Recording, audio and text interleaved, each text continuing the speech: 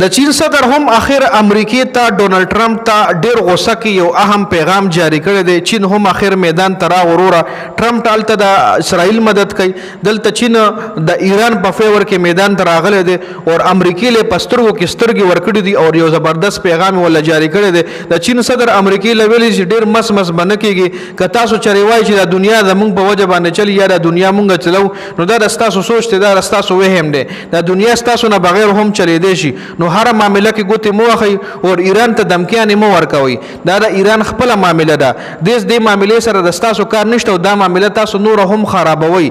دا معاملې د تاسو په وجه نور هم خرابيږي. دا د چین صدر امریکای له خو واضح پیغام ورکړی دی. جی ډونالد ټرمپ ویلي دی چې زه غواړم چې ایران مکمل طور باندې خپل اټومي پروګرام ختم کړي. ایران اسرائیل باندې نور هم حمله کړي. دا غي حواله سره هم اهم اپډیټس دي چې هغه باندې هم په دې ویډیو کې خبره کوو. خو غي نه مخکې د چین صدر حواله سره خبره کوو چې چین صدر یو ټویټ کړی دی. په دغه ټویټ کې امریکای ته غټ پیغام ورکړی دی چې دغه ټویټ په ټوله دنیا کې وایرل هم دی. چین صدر په ټویټ کې امریکای ته قراره خبرې کړې دي. چین صدر امریکای له ویلي دی چې د دنیا د تاسو په وجه باندې نه چلی. د دنیا تاسو نه بغیر هم چلی دی شي او دا د تاسو وهم دی. امریکا خپل احترام په خپل باندې بایلل دی. امریکا د دې نه سبق واخلي. ټوله دنیا کې امریکای اور لګول دي او هر معاملې کې تاسو ګوتې مو واخی. امریکای له ویلي چې هر ټوله دنیا کې د تاسو په وجه اور لګیدل دي. هر ځای کې تاسو نیغ مکه گئی. هر معاملې کې تاسو ګوتې مو واخی. د دنیا په تاسو نه د ودانه. د دنیا تاسو نه چلوي. د دنیا تاسو نه بغیر هم چلی دی شي. دنیا هر څه چې کوم دی الله پاک چلی. خو دې ځکه د خبره مقصد دا چې د پالیټکس د ملکونو مختلف کنټرول کول د سیاست کې ګوتې واخل نو دا د امریکای کار دی. امریکای له ویلي چې دینه د کې ګوتې مو واخه.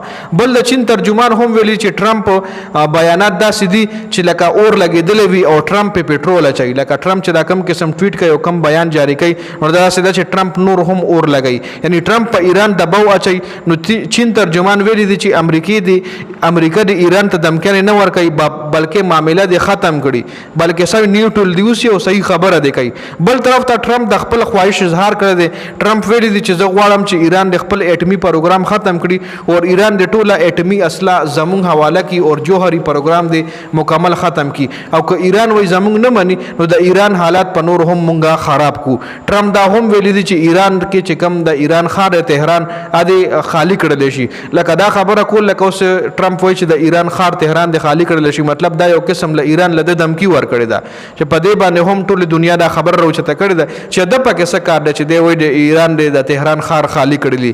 ایران په اسرائیل تازه حمله کړې ده. په دغه حمله کې اسرائیل خفیه ایجنسی چې کومه د موساد دغه دفتر ټارګټ کړی دی چې پکې 3 شهري مړ شوي دي. تر اوسه پورې ټوټل 27 شهري د اسرائیل مړ شوي دي.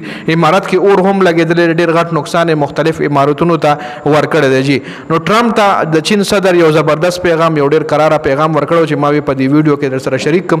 د ویډیو کتلو زیاته مننه. والسلام.